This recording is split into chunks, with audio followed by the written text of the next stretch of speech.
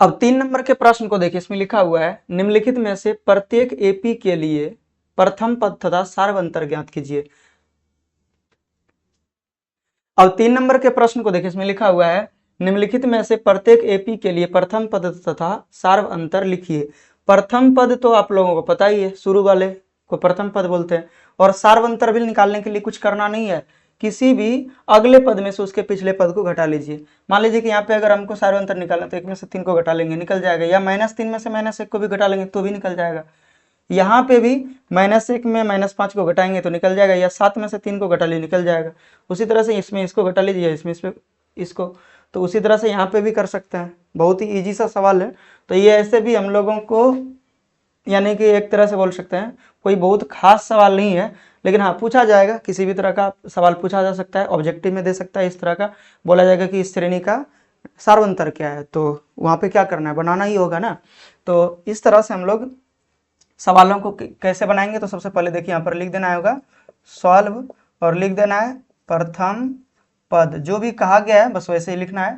प्रथम पद यानी कि जिसको हम लोग ए कहते हैं, तो वो जो है 3 है, तो 3 लिखेंगे, एवं सार्व अंतर जिसको हम लोग डी कहते हैं, यहाँ पर लिखेंगे 1 में से 3 घटा लेते हैं, या ऐसे भी लिख सकते हैं A2 minus A1।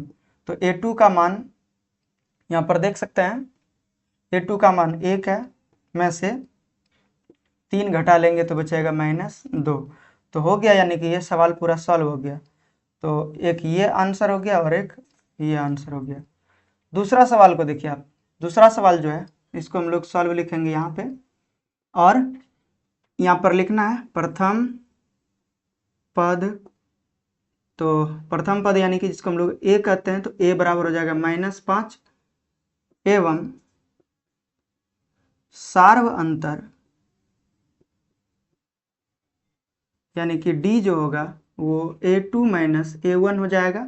A2 minus A1 भी हम लोग लिख सकते हैं, या फिर ज़्यादा आसानी के लिए, आपके ज़्यादा आसानी के लिए 7 में से यानी कि A4 है, ये A4 में से हम लोग A3 को घटा लेंगे, तो ये भी कर सकते हैं। ठीक है, A4 में से A3 को घटा लेना है, तो यहाँ पे बचा है 7 और में से 3 घटा लेंगे तो बचेगा 4। लेकिन हम तो आपको बताएंगे कि यहाँ पे इसको भी कैसे घटाइएगा, क्योंकि माइनस प्लस में बहुत स्टूडेंट से गलती हो जाता है। तो ये एक्स्ट्रा है, यहाँ पे एक ये आंसर हो गया और एक ये आंसर हो गया। अब आगे बनाने का जरूरत नहीं है, लेकिन अगर पहला पद दूसरे पद में पहला पद को घटाते हैं तो कैसे निकालिएगा, ये भी तो है। तो D बराबर क्या हो जाएगा बता सकते हैं, A2 में से A1 माइनस करेंगे। A2 का मान -1 है, और माइनस, और फिर से लिखेंगे यहाँ पर A1 में देखिए -5 है, तो एक तो A1 के साथ यहाँ पे माइनस है और एक सूत्र से है, तो दो बार था तो दो बार लिखे। यहाँ पे भी देखिए A1 A2 के साथ माइनस था तो माइनस लिखे, -1 और माइनस माइनस प्लस 5 हो जाएगा। तो 5 में से 1 घटाएगा तो 4 बचेगा। तो ये आपका एक्स्ट्रा पार्ट है, इसको लिखने का ज़रूरत नहीं है। लेकिन हाँ, अगर ये लिखिएगा तो ये नहीं लिखिएगा, और ये लिखिएगा तो ये नहीं लिखिएगा, दोनों में से कोई एक लिखना है। ठीक है, दूसरे का ज़रूरत नहीं होगा। तो अब हम लोग तीसरे सवाल को बनाएंगे।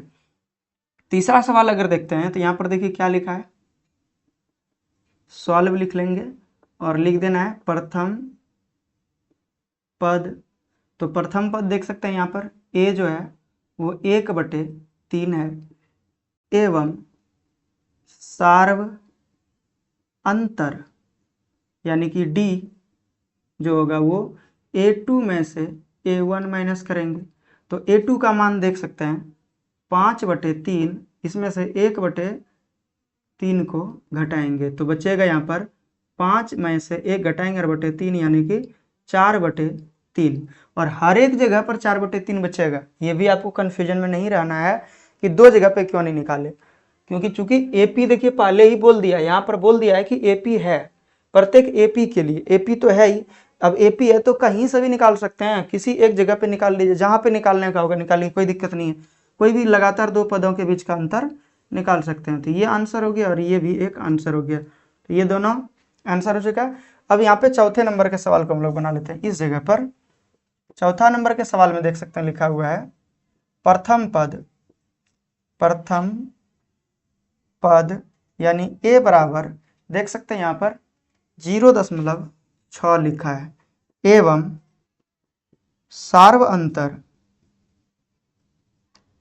अंतर जो यानी कि डी है वो कुछ इस प्रकार से ज्ञात करेंगे 1.7 घटा 0.6, या तो पहले इसको लिख दीजिए A2 में से A1 माइनस करना है, तो यहाँ पर 1.7 में से 0.6 को घटाएंगे तो बचेगा 9 और 6 15 होता है, और ऐसे 1.1 बचेगा। देखिए 7 में से 6 घटाएंगे तो दशमलव के बाद 1 बचेगा, और यहाँ पे 1 में से 0 घटाएंगे तो 1 बचेगा, 1.1। अब हर एक स्थिति में देखिए आपको 1.1 नजर आ रहा होगा। 28 में से 17 घटाएंगे 11, 39 में से 28 घटाइएगा तो 11। दशमलव को हम हटा के बात कर रहे हैं, तो हटा के ला के यहाँ पे लिखने देना है आपको, तो ये चीज़ आपको याद रखना है।